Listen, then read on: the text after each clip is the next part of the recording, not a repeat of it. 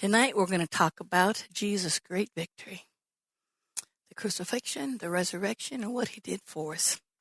So let's just start off in Hebrews chapter 2, just to set things up for us a little bit.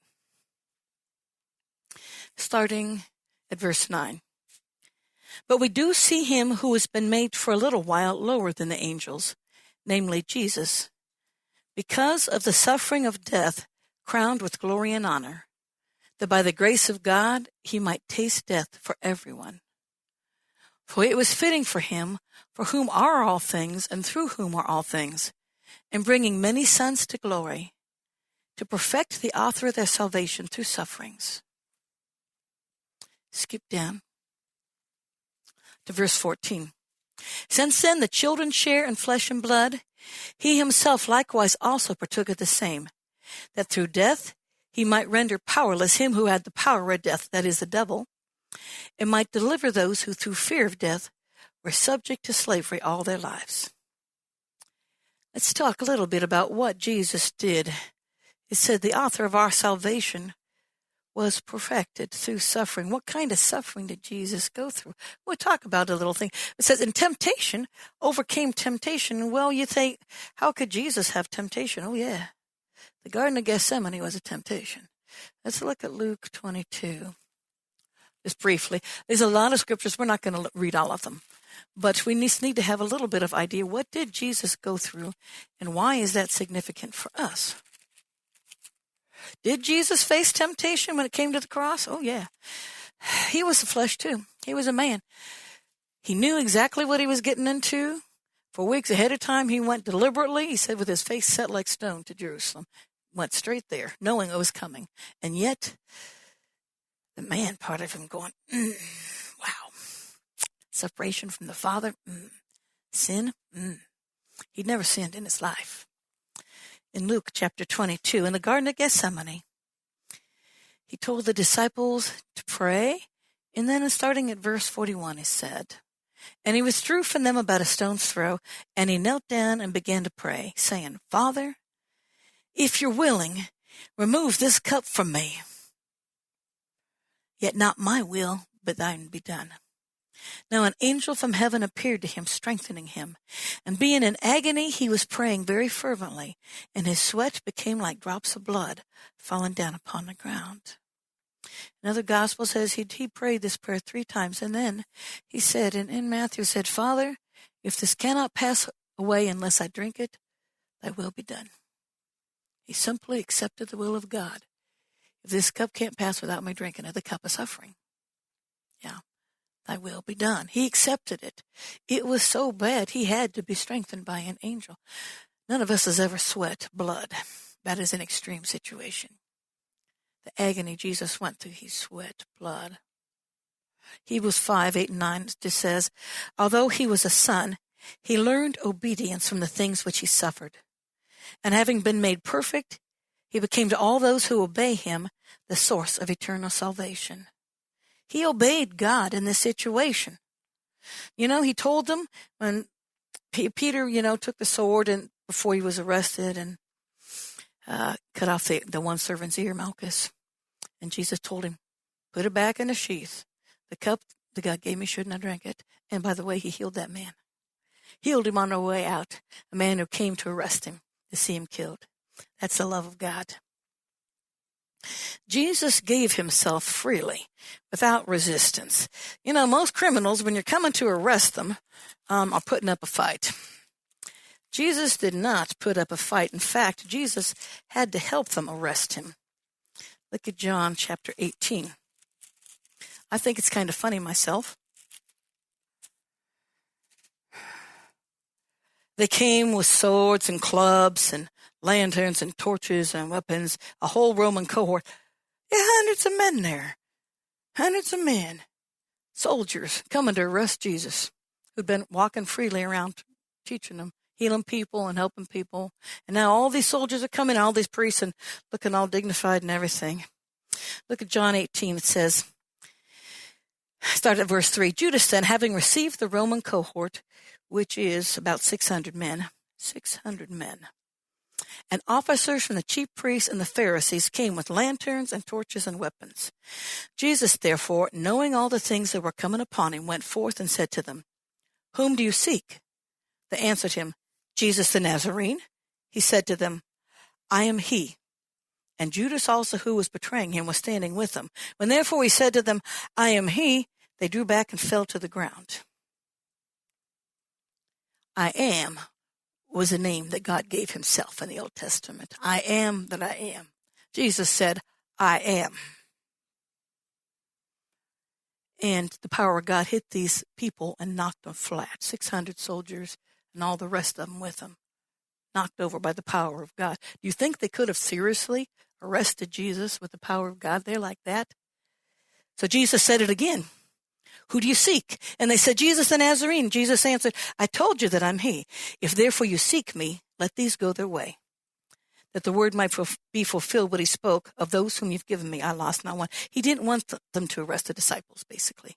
If you're looking for me, take me. Leave my men alone. It was Jesus protecting the disciples. And look at verse 11. When Peter wanted to fight for him, he said, "Put the sword in the sheath. The cup that the Father has given me, shall I not drink it?" So Jesus willingly let them arrest him. He had to even give him the strength to do it. That's the power of God. Nobody forced Jesus to go to the cross. He chose it. Something else he did. Before the Sanhedrin, or the group, the council, the priests, the Sadducees, all these leading religious leaders, they had him first, and they questioned him, and they brought all these false witnesses in, and they were making up stuff, and they couldn't agree on their lies. Do you ever see a bunch of people trying to make up lies, and they can't quite get it right? Do you ever see a pack of kids trying to pick on another kid? "Well, he did that. Well, oh yeah, and he did that too. Well, oh yeah, and I think he did that one too." Oh, and the story just keeps growing and growing, and it doesn't make sense, and it's very obvious it doesn't make sense. They were doing that kind of thing, trying to make up something that Jesus did wrong. He didn't do anything wrong. So they lied a whole lot, couldn't figure out what lie to say, and finally they asked him plain out, "Are you the Christ?" Now, I want to think about this a minute. People say, well, when you're really in a difficult situation, that's when you should lie. If that will save your neck, then that's the good time. Do you think there could have been a situation more difficult than what Jesus faced that day? Jesus did not lie. The Bible says God hates lie. It says all liars will be in the lake of fire. Lies are disgusting to God. Jesus did not lie, and he did not cover it up. And they said, "Are you the Christ?" He said, "I am. And you're going to see me sitting at the right hand of the Father." Well, that was enough for these guys. They said, "Oh, okay, arrest him. We got it." That's all they needed. That was a proof. And now, I'm going to summarize. There's a lot of scriptures. Summarize a little bit what he went through. Now they arrested him. Mark 14. Well, we'll just turn to that. There's a lot of stuff in Mark 14. We're just going to reference. We're not going to read all of it, though. People say, why does it matter? Oh, it matters because Jesus, remember, he took our place. And when you think anything that Jesus went through and overcame, we can overcome too. That's the good thing. So what did they do to him? And so some began to spit at him, verse 65, and to blindfold him and beat him with their fists and to say to him, "Prophesy." They blindfolded him and they were saying, "Hey, who hit you? Who hit you?" And the officers, the soldiers, were smacking him in the face, spitting on him, lying. I guess if you understand the Greek better, I saw that from Rick Renner, actually, they were mocking him. When it says mocking him, they were pretending, they were acting out things that Jesus did. Like somebody saying, "Oh, Jesus, heal me." Ooh. And someone goes, "I am Jesus, I am healing you." They did that. They mocked him. They blasphemed his name to his face. After he healed thousands of people, they made fun of him on that level while they're smacking him and hitting him and spitting on him. That was just the beginning. And by the way, in the meantime, he heard one of his closest friends betray him. Imagine what that felt like. Peter was so sure he would never betray Jesus. But the pressure was too great. Remember, the disciples were not born again until after Jesus rose from the dead. Peter just was frightened. You thought they're going to arrest me too? And they said, do you know him? He said, I don't know that man. Jesus heard that. One of his closest friends. While he's there, then they took him to Pilate. When he was before Pilate, his own people betrayed him. It's bad enough that they treated him like that. His own people, he was born into the nation of the Jews. They took him to the Romans and said, here, you kill him. And they said, why would we kill him? You take him and kill him. And they said, oh, no. It wasn't enough for them to kill him. See, they could have stoned him. The Jews could have stoned him, but they couldn't have crucified him. The Romans reserved that right for themselves. And they said, you do it. You deal with it. They wanted Jesus to suffer maximum. That's how mean and how ugly the devil was to those people that day. Taken before Pilate. And so when Pilate finally gave in, he didn't want to kill Jesus. He tried to argue. He knew good and well that it was out of envy. And he said, look, we have a custom at this feast. I'll give you one prisoner. What if I give you Jesus? Or is there someone else? And they said, oh, no, we want this other guy, this robber, this thief that killed 2 people. We want him, Barabbas. Not Jesus. He said, well, what should I do with Jesus? He said, crucify him. Crucify him. And Pilate says, Pilate wasn't even a Jew, but he knew in his heart this is wrong. Pilate said, what evil has he done? And they said, crucify him. And they screamed it louder. The same people that were there saying, Hosanna to the Son of David the week before. Blessed is he who comes in the name of the Lord. They're standing there screaming, crucify him. Crucify him. Finally, Pilate gives in. He says, all right. Washed his hand and says, the guilt's on you, not on me. Of course, that doesn't do any good, but he felt like he was justified. And he gives them to the soldiers and there's this little word. And then Jesus was scourged. Now, scourging was a very terrible, terrible thing. This was a whip with multiple leather pieces, and on them they had tied pieces of sharp stones or sharp things so that when they would smack him, the thing would kind of get stuck and it would rip your skin. They'd whip him, and this thing would tear him. They said he looked so terrible that he was almost irrecognizable by the time they whipped him that way. They scourged him, and that wasn't enough for him. And then they gave him over to the soldiers who played this game. They pretended a prisoner was a king, and so they put a purple robe on him. And they made a crown out of thorns, not little thorns, thorns like that. Big old hunkin' thorns. They made this crown and put it on his head, and then they beat it down. Made sure those thorns went nice and deep. That crown wasn't coming off his head. Thorns in his head. Beaten, whipped, hit with fists, thorns in his head, and now they're ready to crucify him. Jesus went through all that. But here's some important things for us to think about. One, Jesus received the biggest rejection anybody ever could. And yet on the cross, he said, Father, forgive them. Sometimes we think we are justified in holding a grudge. And we think we're justified to say, I'll never forgive him or her or them or whatever, and fill in the blanks who all these people are. I'll never forgive them what they did to me. But Jesus did. Jesus did. I mean, what more could they have done to him? They beat him to a pulp. And yet Jesus said, Father, forgive him. And then they nailed him in his hands and his feet, big nails, not little nails like we've got, big old square nails, hands and feet. They said actually it was like in the wrist and in the feet, and hung him on this cross. They said crucifixion death, it could last for days depending how strong they were, because they literally were going to suffocate. This position, I guess you can't hold out very long. You will literally suffocate if you stay there for hours and days. They left them there to suffocate. The people walked by and they still insulted him. They didn't have enough yet. Who is this pretender? They're yelling up there. He was hung with 2 thieves.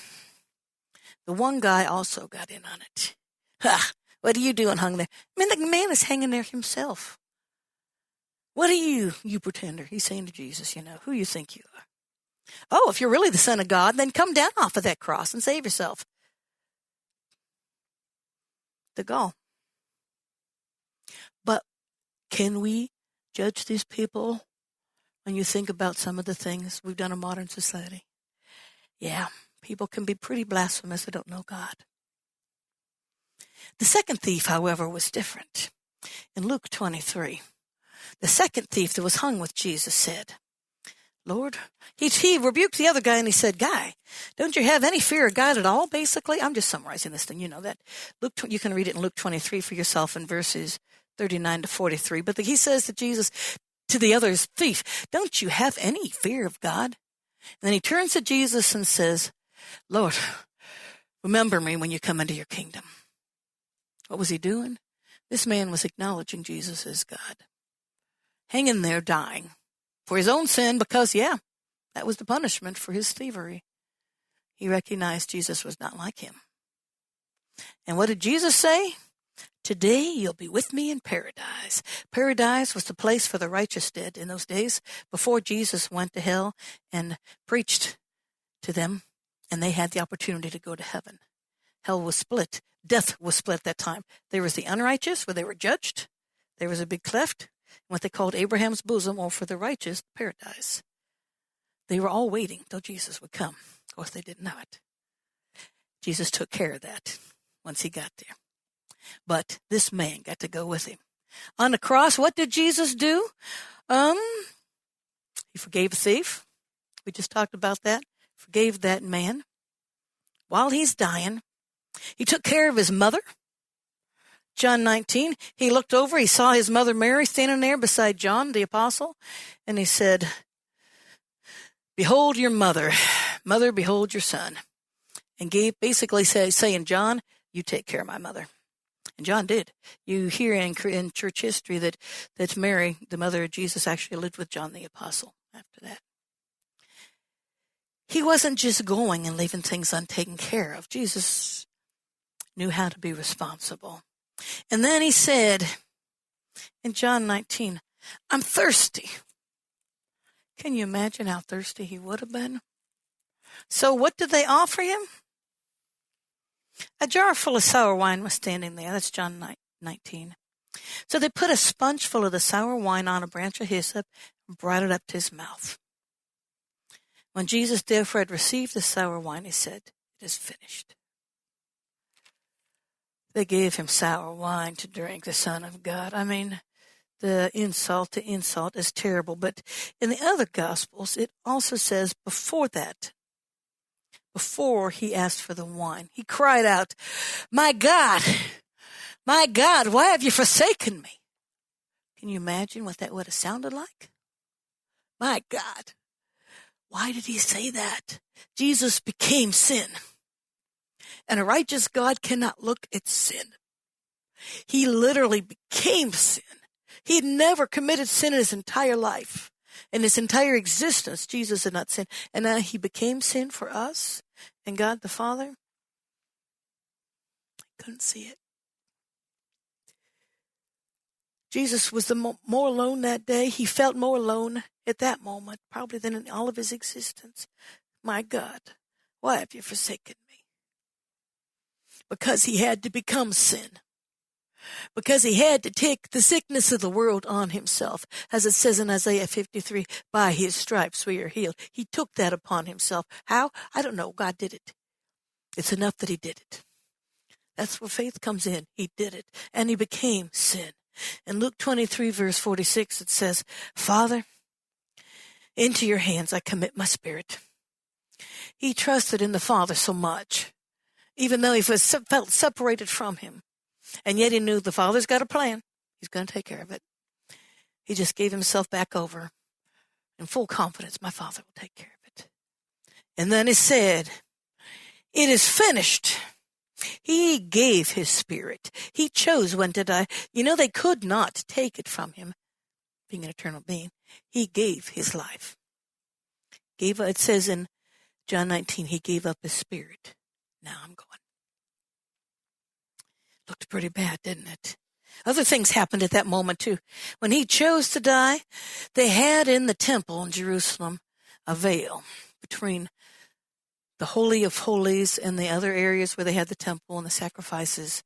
And only the high priest could go in there once a year with blood to offer for the sins of the people. When Jesus died, the veil of that temple, and they said that thing was This was not a piece of cloth.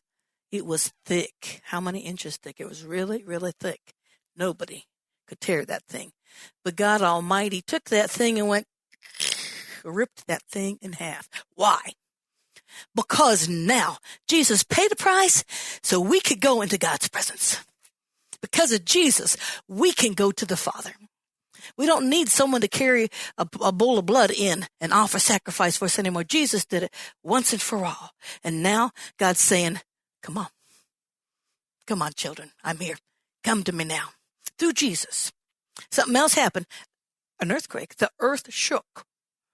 And the rocks split. They were outside, of course.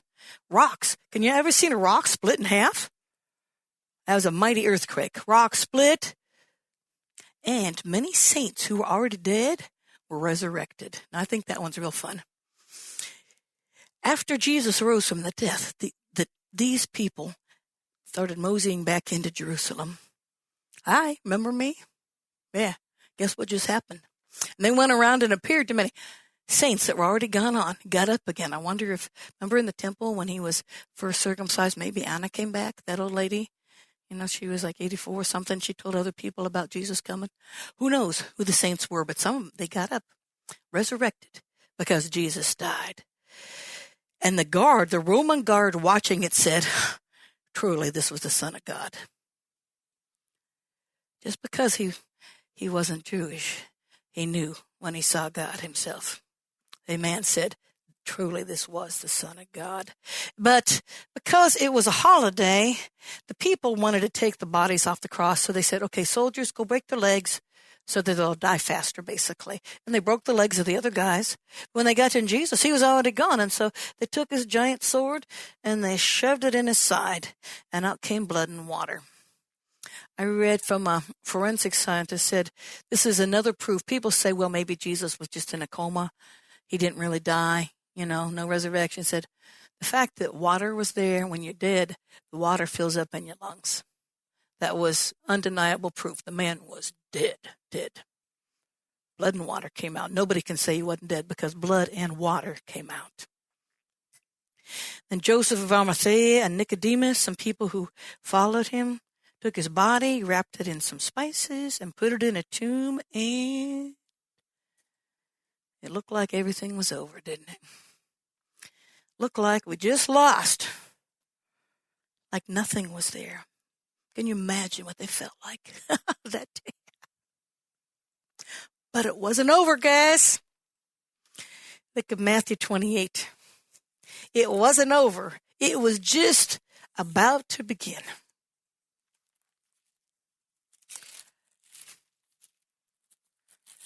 There we go. Matthew 28.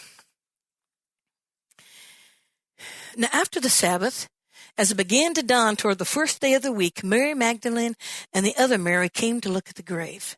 And behold, a severe earthquake had occurred. For an angel of the Lord descended from heaven and came and rolled away the stone and sat on it. And his appearance was like lightning, and his garment as white as snow. And the guards shook for fear of him and became like dead men. Can you imagine? These women were coming, probably talking and saying, how are we going to get that stone back? How are we going to get into Jesus? They wanted to, the men were wondering, what are we going to do to hide from these people? They don't kill us. The women are thinking, we have to do the burial rites.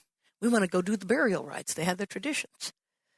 But the angel of the Lord took care of it, rolled that stone away, and sat on it. I love the picture. I can imagine some big old angel looking at those, glaring at those Roman guards. Oh, you're not going to let him out, are you? Is that right? Is that right? The people were standing there. I mean, this is an angel of the Lord, after all. Shaken. And the angel answered and said to the women, do not be afraid. I know you're looking for Jesus who's been crucified. He's not here. He's risen, just as he said. Come, see the place where he was laying, and go quickly and tell the disciples that he's risen from the dead. And look at verse 8. They departed quickly from the tomb with fear and great joy, ran to report to the disciples, and behold, Jesus met them and greeted them. Can you imagine that? They're running out to tell everybody, and Jesus himself said, hey, guys. And they came and took hold of his feet and worshipped him. And then Jesus said, do not be afraid. Go and take my word to my brethren to leave for Galilee, and there you're going to see me. in John, we'll look at that account too. There's something interesting here. I want to hit John at the very end. That encounter talks about Jesus talking to Mary.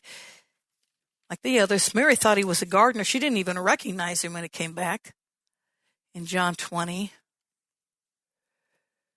Jesus says, verse 15, "Woman, why are you weeping? Who are you seeking?"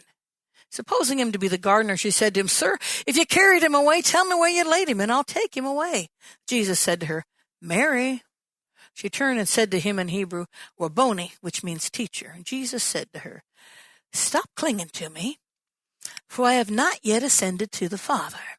But go to my brethren and say to them, I ascend to my Father and your Father, and my God and your God." Why is this important? Jesus had to go and do the most important thing of all. He took his blood and offered it on the heavenly Holy of Holies. That temple in Jerusalem was like a mirror image of what actually is in heaven.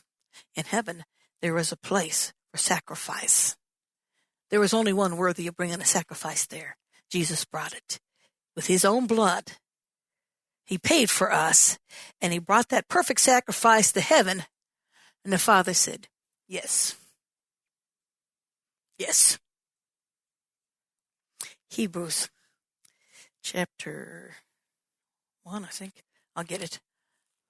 2 more verses. 1? 9. 9, that's right. Okay. Hebrews 9. Couldn't read my own writing.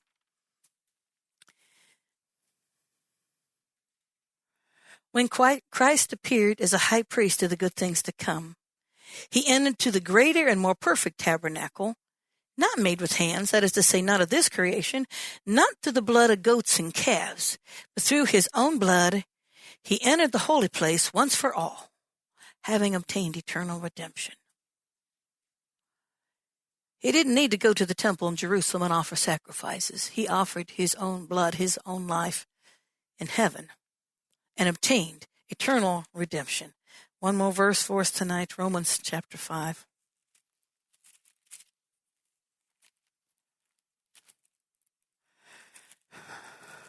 We have a reason to be excited.